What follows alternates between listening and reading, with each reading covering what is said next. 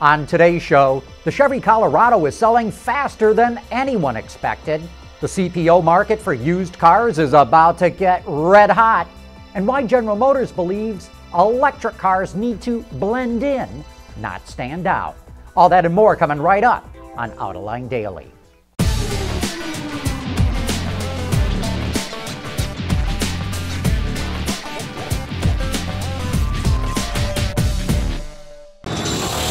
This is Autoline Daily for February 6, 2015. Tata, the parent company of Jaguar Land Rover, saw its stock take a pasting yesterday, falling nearly 6%. That happened when news broke that Jaguar sales fell 9% in China. They also fell nearly 10% in the US, though Land Rover sales were up nearly 9%. JLR is spending heavily to expand its manufacturing operations. It just built a new plant in China and is talking about building plants in the United States, in Brazil, and in Saudi Arabia. Here's my Autoline insight. JLR is expanding way too fast. Remember, it's about to launch the XE and next year the F-Pace. To bring out all new models with all new powertrains at the same time that they're building so many plants has disaster written all over it. And just to add some spice to this report, there's a rumor out there that Ford would like to buy it all back. Oh, a quick correction here. Earlier this week, we reported that the Toyota Camry was the best-selling car in the United States. Actually, the Toyota Corolla just beat it out. And speaking of sales, BMW's M division is on fire. Frank von Meal, the president of the M division, says they sold 45,000 high-performance cars last year, a 44% increase. M sales are booming thanks to growth in China and from adding more models. Even so, 1/4 of all M's are sold in the American market. The latest of those is the X6M, a 575 horsepower beast. We'll have more info coming soon since we just got a chance to drive it. Still to come, GM small pickups look like an instant sales success. The CPO market is set to explode, and why it's a good thing that so many people think the new Chevy Volt looks like a Honda Civic.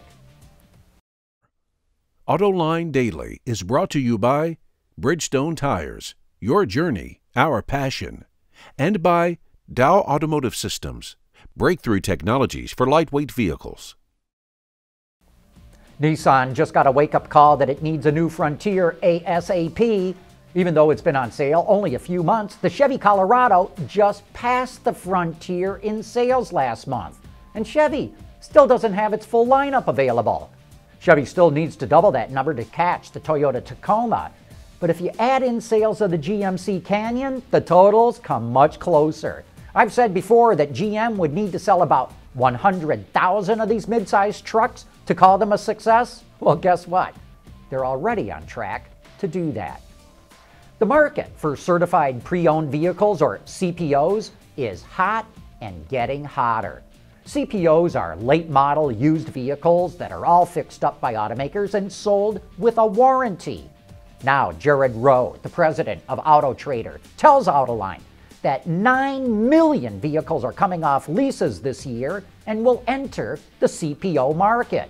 Nearly 1/4 of all retail sales at franchise dealers are now CPOs. But there's even more room for growth because most consumers don't even know what a CPO is. Rowe says once buyers are explained the economic benefits, they see value in certified cars. In fact, many buyers realize they can now afford a CPO luxury car.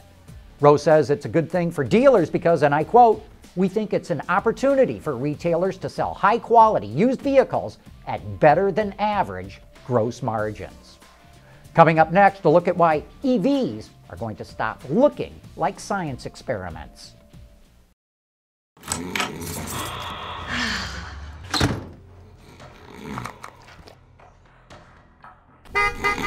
Hey! Did you have a good nap? The Firestone Destination LE2. Tough enough to handle anything the road throws at you.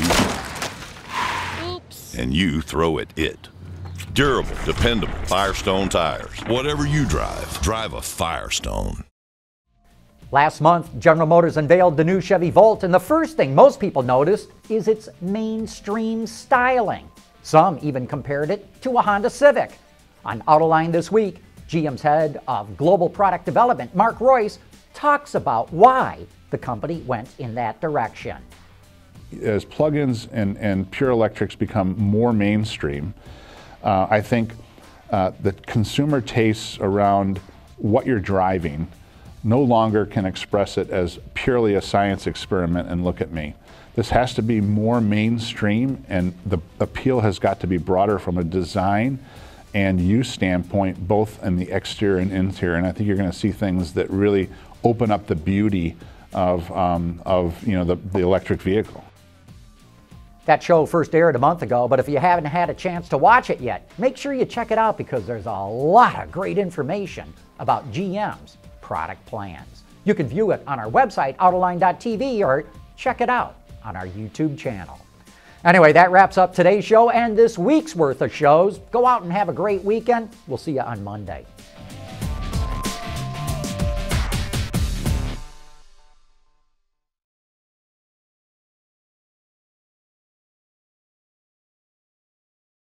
Ward's is the industry leader for news, data, and analysis. That's why companies across the globe subscribe to our premium service, maybe even your own. Log in for subscriber access now. Check your company's intranet for details and rely on wardsauto.com to keep you informed.